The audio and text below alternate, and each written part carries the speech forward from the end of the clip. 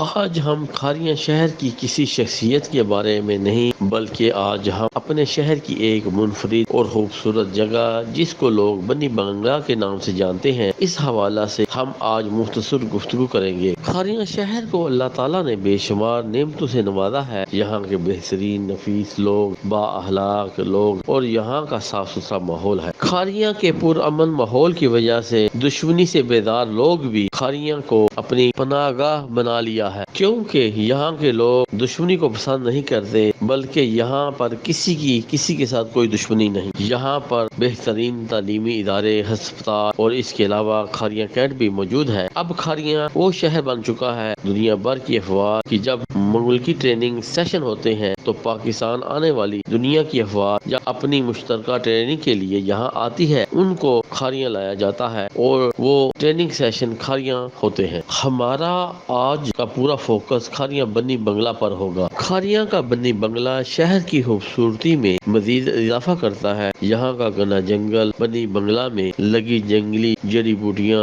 جن کی خوشبو پورے جنگل کو مہکا دیتی ہے اور بنی بنگلہ کی قدرتی جھیل جو اس کی خوبصورتی کو مزید چار چاند لگا دیتی ہے۔ ہزاروں پر مشتمل پھیلے خوبصورت درخت جو علاقہ کے موسم پر بھی اثر انداز ہو کر یہاں کے موسم کو بھی خوشگوار بنا دیتے ہیں۔ بنی بنگلہ کا قدرتی جنگل بھی اس کی خوبصورتی میں مزید اضافہ کرتا ہے۔ اس جنگل میں جانوروں میں سانپ، سور، گیدڑ و دیگر جانور ہیں۔ بنی بنگلہ میں ایک تاریخی سوئمنگ پول بھی ہے۔ بنی بنگلہ کو سیاسی قائدین کے لیے بھی استعمال کیا جاتا رہا۔ بنی بنگلہ میں شہد وسیع پیمانے پر موجود ہے۔ علاقہ کے لوگوں نے اس سے بھرپور فائدہ بھی اٹھایا ہے۔ کھاریاں بنی بنگلہ میں چند سال قبل ایسی سرائے عالمگیر کی توجہ دینے سے بنی بنگلہ کو مزید خوبصورت بنایا گیا۔ بنی بنگلہ میں بہترین جھولے لگائے گئے۔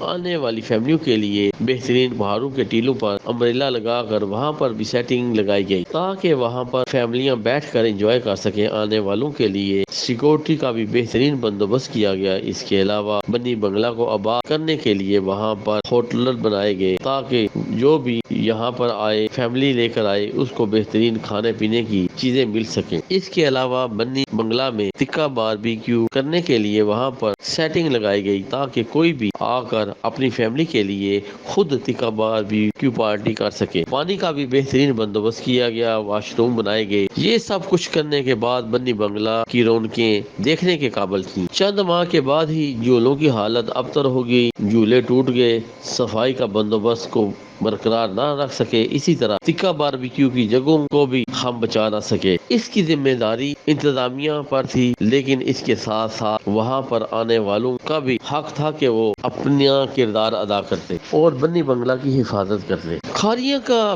بنی بنگلہ جو قدرت کا ایک نظارہ ہے جس کی قدر ہم کو کرنی چاہیے اور اس کا ہمیں خیال بھی رکھنا چاہیے۔ اب بنی بنگلہ ویران پڑا ہے، وہاں پر آمد و رفت نہ ہونے کے برابر ہے۔ بنی بنگلہ کی انتظامیہ کو چاہیے کہ وہ اپنی ذمہ داری کو احسن طریقہ سے پورا کریں اور اگر وہ بنی بنگلہ کو کوئی فائدہ نہیں دے سکتے تو کم از کم اس کی قدرتی خوبصورتی کو بھی ختم نہ کریں اور بنی بنگلہ میں جو کٹائی کا سلسلہ جاری ہے اس کو ختم کیا جائے۔ ہمارا کھاریاں کی عوام سے مطالبہ ہے کہ وہ اس حوالہ سے اپنی آواز کو بلند کرے اور اپنا کردار ادا کرے۔ کھاریاں کی ایک خوبصورت جگہ جس پر ہماری تھوڑی سی توجہ دینے کی ضرورت ہے۔ اگر ہم بنی بنگلہ پر تھوڑی سی توجہ دیں تو پاکستان کی بہترین اور خوبصورت جگہ بن سکتا ہے جہاں پر لوگ آ کر اپنی فیملی کے ساتھ انجوائے کر سکیں۔ ایچ ڈی نیوز کا یہ ویڈیو بنانے کا مقصد صرف اتنا ہے کہ ہم سب اپنی ذمہ داری کو سمجھیں اور اس حوالہ سے آواز اٹھائیں اور لوگوں کو اویئرنیس دیں تاکہ کھاریاں کا بنی بنگلہ جو قدرتی